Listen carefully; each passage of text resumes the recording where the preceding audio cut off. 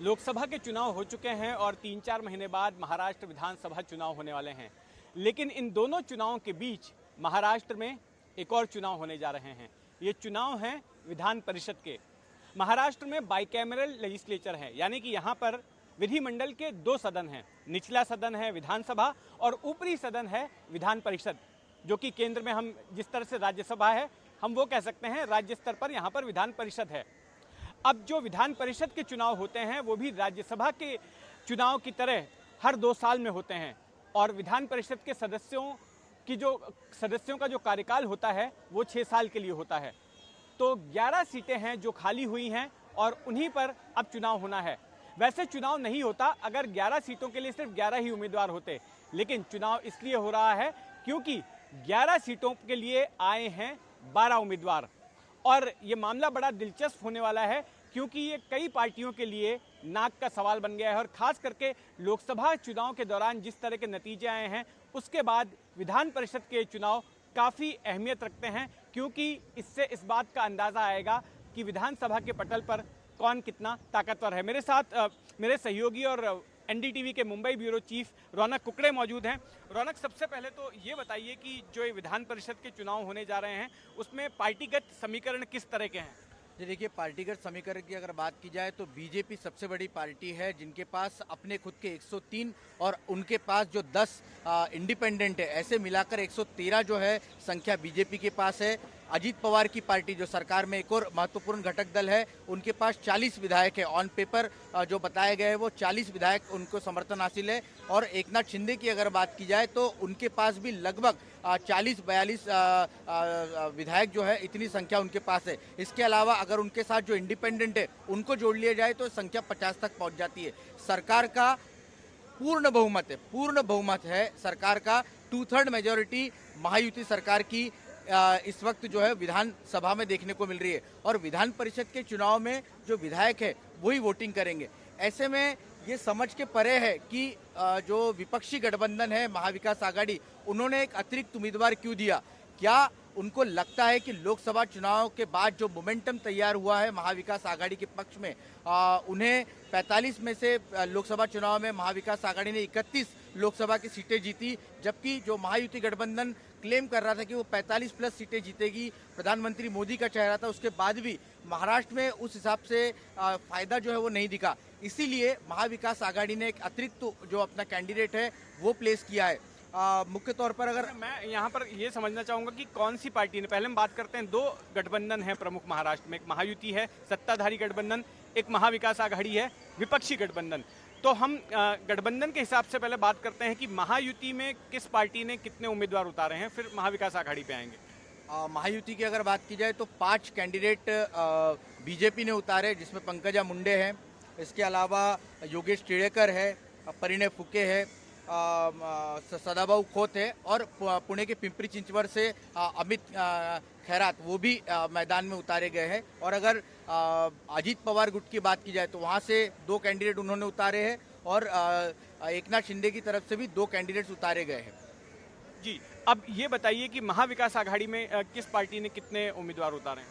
महाविकास आघाड़ी की बात की जाए तो शरद पवार ने जयंत पाटिल, जो कि पीजेंट एंड वर्कर पार्टी के विधायक है, उनको अपना समर्थन दिया है शरद पवार की पार्टी ने।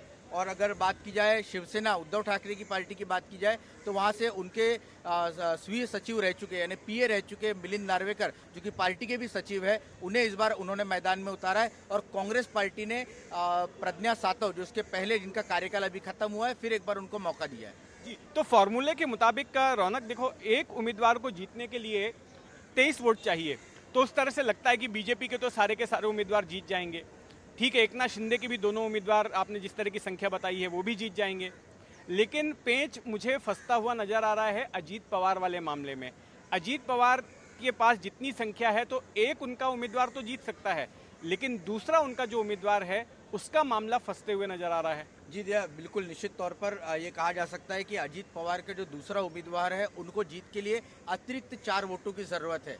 और यही एक कयास लगाया जा रहा है कि ये 4 वोट क्या अजीत पवार जुटा लेंगे, क्योंकि इतना संपूर्ण बहुमत 2/3 मेजोरिटी इस महायुति सरकार के पास है। तो अजीत पवार के सामने एक बहुत बड़ा लिटमस टेस्ट भी अजीत पवार का होने वाला है, क्योंकि हाल ही जो लोकसभा चुनाव हुए उसमें अजीत पवार की पार्टी ने बहुत अच्छा प्रदर्शन नहीं किया। खुद महायुति सरकार में शामिल शिवसेना और बीजेपी के कई नेता जो है इस बात को खुलकर भी कह चुके हैं। लेकिन देखना महत्वपूर्ण होगा कि शरद पवार ने ये पासे क्यों चले हैं। दरअसल इसके पीछे की जो पृष्ठभूमि है वो ये बताती है कि लोकसभा चुनाव के नतीजों के बाद से अजीत पवार के साथ जो विधायक गए थे, जिस वक्त 1 साल भर पहले जो बगावत हुई थी उसमें जो अजीत पवार के साथ विधायक गए थे, उनको ये डर सताने लगा है कि अगर वो शरद पवार के साथ नहीं रहे तो आने वाले विधानसभा चुनाव में उनको इसका खामियाजा भुगतना पड़ सकता है। और शरद पवार इसी को इनकैश करने की कोशिश कर रहे हैं। उनको लगता है कि जो लोग उनसे जुड़ना चाहते हैं वो इस विधान परिषद में कहीं ना कहीं उन्हें मदद करेंगे। जी, तो और मुझे लगता है कि यही एक वजह है कि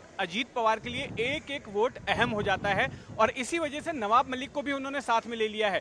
नवाब मलिक का मामला संवेदनशील इसलिए है क्योंकि देखिए, नवाब मलिक वो शख्स हैं जिन पर कि अजीत पवार के गठबंधन में पार्टनर बीजेपी देवेंद्र फडणवीस आरोप लगाते हैं कि ये तो दाऊद गिरोह के साथ में इनकी सांठगांठ रही है। पिछली बार की विधानसभा का जब नवाब मलिक अजीत पवार गुट के साथ बैठे दिखे थे तो फडणवीस ने बड़ा हल्ला मचा दिया था, एक खत लिख दिया था गुस्से में अजीत पवार को कि ये हमें मंजूर नहीं है। लेकिन उनकी नाराजगी के बावजूद, उनकी असहमति के बावजूद भी अजीत पवार नवाब मलिक को अपने साथ में रख रहे हैं। इसके पीछे क्या यही कारण है कि एक एक वोट अहम है और नवाब मलिक का वोट भी ऐसे में अजीत पवार को अपने उम्मीदवार को जिताने में काम आएगा? जी देखिए, बिल्कुल निश्चित तौर पर ये जिस तरह का चुनाव बन गया है उसमें एक एक वोट की कीमत अजीत पवार भी जानती है। भले ही उस वक्त पैरामीटर्स अलग रहे होंगे जब बीजेपी ने और खुद देवेंद्र फडणवीस ने ये पत्र लिखा, लेकिन आज जब 2 दिनों पहले इसी विधान परिषद के चुनाव को लेकर अजीत पवार के घर पर पार्टी विधायकों की बैठक होती है, जिसमें स्ट्रैटेजी तय होती है, जिसमें अजीत पवार ये बताते हैं कि आने वाला विधानसभा चुनाव भी हम महायुति के तौर पर ही चुनावी मैदान में जा रहे हैं और सभी को एक साथ मिलकर चुनाव लड़ना है। उस बैठक में नवाब मलिक की मौजूदगी ये बताती है कि अजीत पवार चाहते हैं कि विधान परिषद के चुनाव कितने इम्पोर्टेंट है और नवाब मलिक का उनके साथ होना कितना इम्पोर्टेंट हो जाएगा ऐसे वक्त जब शरद पवार की उनके विधायकों पर नजर बनी हुई है और इसलिए वो बीजेपी की नाराजगी की भी परवाह नहीं कर रहे हैं।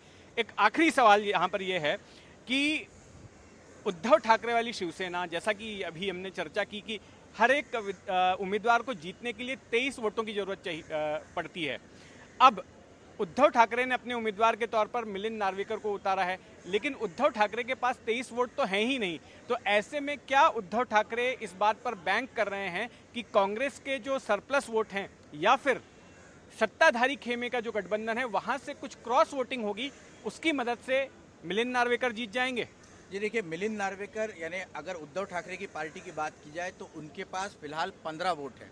अगर मिलिंद नार्वेकर को चुनाव जीतना है तो 23 वोट की दरकार है और उन्हें 8 अतिरिक्त वोट की ज़रूरत है। कांग्रेस के पास अभी 37 वोट है, 23 वोट अगर उसमें से माइनस कर दी जाए, उनके जो कैंडिडेट है प्रज्ञा सातव उनको अगर जाते हैं तो बचे हुए 14 वोट कुछ शरद पवार और कुछ उद्धव ठाकरे को मिल सकते हैं। इस तरह का गणित जो है उन्होंने सेट किया है और मिलिंद नार्वेकर को ये उम्मीद है कि यहाँ से कुछ वोट जो है कांग्रेस के एक्सिस वोट वो अगर यहाँ पर मिलते हैं और 1-2 जो इंडिपेंडेंट कैंडिडेट्स है उनकी अगर मदद ले ली जाती है तो ये चुनाव वो आसानी से जीत सकते हैं। और इसीलिए कहीं ना कहीं उन्होंने ये खेल जो है वो पासा चला है और उनको ये उम्मीद है अगर कहीं वोट की कमी महसूस हुई भी तो शरद पवार का जादू फिर एक बार चल सकता है।